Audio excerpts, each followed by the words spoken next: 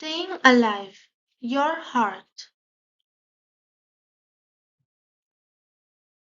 Your body has many parts. Some of these parts are called organs. Your heart is an organ. It pushes blood around the body.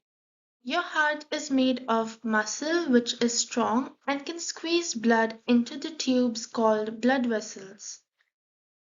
Each squeeze of the heart is called a beat.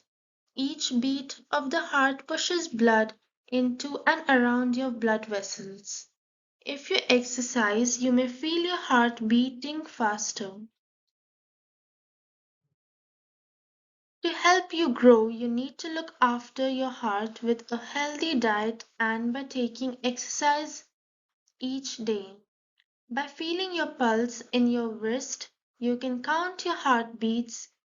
You will feel your pulse as your heart beats. The speed of beating is your heart rate.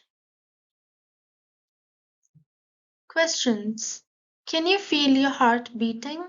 Yes. Have you felt your heart beat faster after you have been running or playing?